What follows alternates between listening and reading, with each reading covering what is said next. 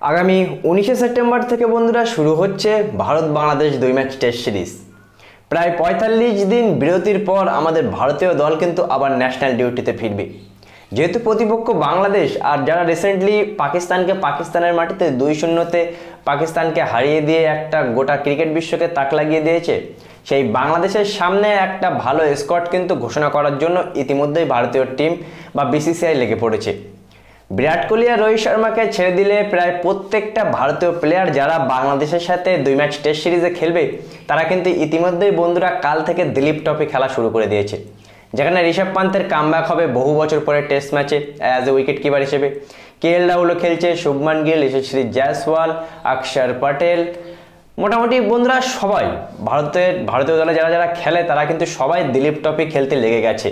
তার কারণ সাদা বলের ক্রিকেট বহুদিন খেলে তারা কিন্তু রেড বলের ক্রিকেটে মানিয়ে নেওয়ার জন্যই কিন্তু এই বাংলাদেশের সাথে 2 ম্যাচ টেস্ট সিরিজের আগে তারা সাদা বলের ক্রিকেটে ফোকাস করছে, বা বিসিসিআইয়ের এমন সিদ্ধান্ত যে যারা বাংলাদেশের সাথে টেস্ট সিরিজে থাকবে তারা কিন্তু দিলীপ ট্রফি খেলবে, বা আগে থেকে একটা রেড বলের প্রিপারেশন তারা নেবে। ওদিকে বাংলাদেশও কমতি না, বাংলাদেশও কিন্তু বন্ধুরা ইতিমধ্যেই প্র্যাকটিস শুরু করে দিয়েছে, বা তারাও কিন্তু মোটামুটি মাইন্ডসেটের দিক থেকে অনেক শক্তিশালী হয়ে গেছে। তারাও কিন্তু নানা রকম স্টেটমেন্ট দিচ্ছে।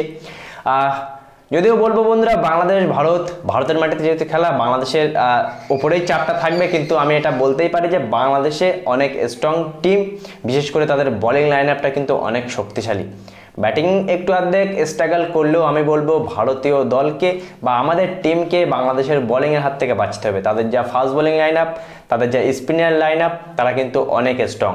সেই অনুযায়ী বন্ধুরা দিলীপ ট্রফিতে ভারতীয় দল প্র্যাকটিস করছে, দিলীপ ট্রফিতে ভালো করবে, আর আশা আমরা এটাই করবো কিন্তু ভারতীয় একটা স্ট্রং শক্তিশালী স্কোয়াড ঘোষণা করে দিতেই পারে আজকালকের মধ্যে। তোমাদের আরও একটা কথা বলে রাখি বন্ধুরা, এই যে 2 ম্যাচ টেস্ট সিরিজ হবে বাংলাদেশের সাথে আগামী 19 তারিখ থেকে, সেই 19 তারিখের আগে কিন্তু আমরা ভারতীয় দলের যে স্কোয়াডটা আমরা নিয়ে আলোচনা করব, যে স্কোয়াডটা কি স্কোয়াড হতে পারে, কাকে কাকে রাখতে পারে, সেই স্কোয়াডটা কিন্তু আজকালকের মধ্যে ঘোষণা করে দিতে পারে। মানে বাংলাদেশের সাথে 2 ম্যাচ টেস্ট সিরিজ ও 3 ম্যাচ টি-20-র জন্য ভারতীয় দল কিন্তু আজকালের মধ্যেই ঘোষণা করে দিতে পারে বিসিসিআই।